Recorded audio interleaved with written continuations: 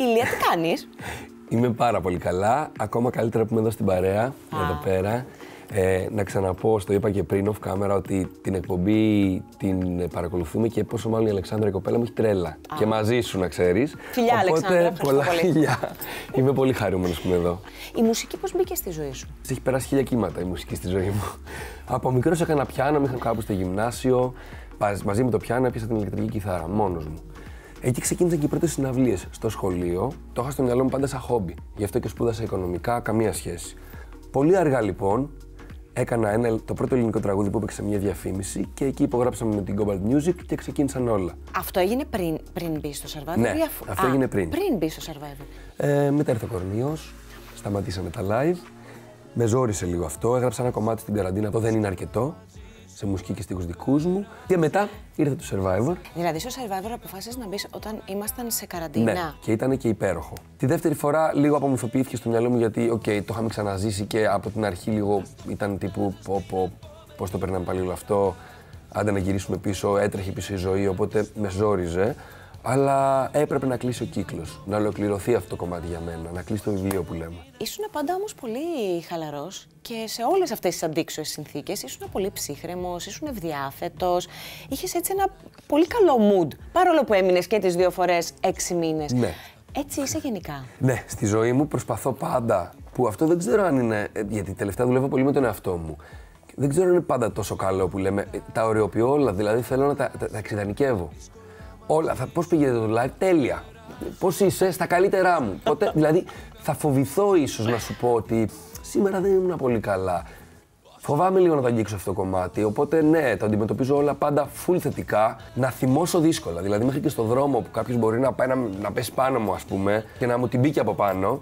Παλιότερα θα θύμωνα, τώρα θα απορρίσω. Τι είναι αυτό που μπορεί να ακούσεις για σένα και να σε νευριάσει τόσο πολύ, να σε στεναχωρήσει τόσο πολύ? Άκουσα πρόσφατα μια τάκα από κάποιον που είχαμε σχέση στο παιχνίδι. Δεν θέλω να πω ονόματα, γιατί δεν μου αρέσει να αναπαράγω. Τύπου, επειδή μπορεί ένα μήνα, εγώ το Δεκέμβρη έκανα 18 live. Δεν με είδε κανείς, δηλαδή ούτε καν οι γονείς μου.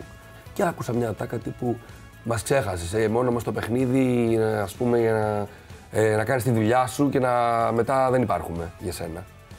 Και με στενοχώρησε αυτό πολύ, γιατί θεωρώ ότι είναι άδικο. Δεν μπορεί κάποιος να έχει την απέτηση να έχουμε και άλλες δουλειές, να το πω έτσι. Πέρα από το τηλεοπτικό κομμάτι. Προχωράει η ζωή. Το να ακούσω εγώ ότι, ας πούμε, μας ξέχασε, έκανες τη δουλειά σου, είναι η μία όψη. Η άλλη όψη είναι ότι δουλεύω. Ναι. Βλέπω τους δικούς μου ανθρώπους. Μπαίνεις στη διαδικασία να το λύσεις αυτό όταν έχει δημιουργηθεί? Πάντα. Δεν ξέρω τώρα αν έγινε δημόσιο αυτό ή αν ήταν κάτι ιδιωτικό. Όχι, δεν είναι δημόσια. Σου μιλάω επειδή μου λες τι σε στενοχωρεί. Με στενοχωρεί κάτι. Στενοχωριέμαι όταν χαλάνε σχέσεις με ανθρώπους, να το πω απλά. Έχει τύχει ποτέ, Ηλία, σε αυτά?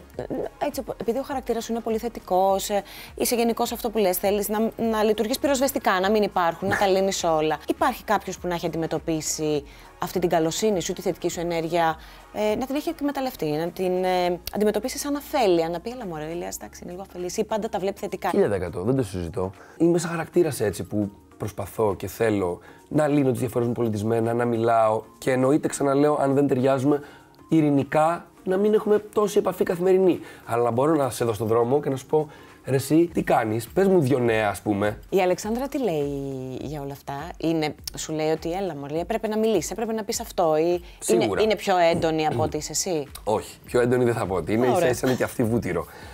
Πολλές φορές όμως θα μου πει ότι, να σου πω, να υπερασπιστείς το δίκιο σου. Πολλές φορές μπορεί να μην θέλω να πάρω θέση σε ένα θέμα, όχι επειδή φοβάμαι, όχι επειδή δεν έχω τι να πω, απλά επειδή δεν μου αρέσει να δίνω έκταση σε κάτι το οποίο εγώ θεωρώ μικρό. Θεωρώ ότι σαν άνθρωπο μπορεί να με ρίχνει ένα επίπεδο, να το πω έτσι. Η Αλεξάνδρα ήταν μαζί και στις 2 φορές που ήσουν στο Survivor και αντιμετωπίζει και όλο αυτό με τα live, έχεις πάρα πολλές εμφανίσεις, σε στηρίζει, στέκεται δίπλα σου, δηλαδή θα ζηλέψει ένα από τις θαυμάστριες? Ποτέ, μα ποτέ δεν μου έχει πει το παραμικρό αυτό το άτομο. Και εγώ βάζω τα όρια μου και σέβομαι τον άνθρωπο που έχω δίπλα μου. Δεν θα τον εκθέσω ποτέ. Το έχουμε βρει τέλεια σε αυτό το κομμάτι. Υπάρχει πλήρη ισορροπία. Το παιχνίδι νομίζω είχες πει ότι είχες ένα πολύ σοβαρό ατύχημα. Ναι. Το οποίο πέρασε. Αυτό πώς σε άλλαξε? Μου έχει δημιουργήσει ένα καλό στρες να ζήσω τη στιγμή, να μην χαλαστώ με το πολύ μικρό πράγμα που μπορεί να... Ναι, δεν θα βρίσκεις να παρκάρεις 20 λεπτά. Θα κολλήσεις την κίνηση 1 ώρα. Δεν θα το αφήσω τόσο εύκολα να μου χαλάσει τη μέρα. Θα γίνει κάτι πολύ χοντρό για να σου πω δεν είμαι καλά. Όταν έχεις φλερτάρει, να το πω έτσι, με το να χάσει τη ζωή σου, γιατί ήταν πάρα πολύ σοβαρό το ατύχημα, μετά όλα σου φαίνονται ότι έχω την υγειά μου, έχω τους ανθρώπους που με αγαπάνε. Ναι, κόλλα 5. Με την κυκλοφορία επιτέλους στο καινούργιο κομμάτι από την Cobalt Music. Η διασκευή του Μύρονα Στρατή, πάνω απ' όλα. Μα πάνω απ' όλα θέλω να με θέλεις εσύ. Το αγαπημένο σου, βρε. Συντονιστείτε. Για πες μου λίγο για το τραγούδι που έχεις βγάλει αυτόν τον καιρό. Λοιπόν, είναι μια διασκευή, μια επανεκτέλεση από το αγαπημένο σε όλους πάνω απ' όλα του Μύρονα Στρατή. Επανακυκλοφόρησε από την Cobalt Music. Το παίζαμε στα live, γινόταν χαμός, οπότε έπρεπε να το έχουμε και επίσημα στο roster. Και είστε κάθε Τρίτη στο rock and roll. Είμαστε κάθε Τρίτη στο rock and roll. Πάει η σφαίρα, είμαστε συνέχεια γεμάτοι, χαίρομαι πάρα πολύ και νιώθω blessed που ζω αυτές τις Τρίτες. Ηλία, ευχαριστώ πάρα πολύ. Ευχαριστώ από την καρδιά μου, ελπίζω να τα ξαναπούμε σύντομα. Πολλά φιλιά στην Αλεξάνδρα που μας βλέπει. Γεια σου, Αλεξάνδρα. Γεια σας, γεια σε όλους. Συνεχίζουμε.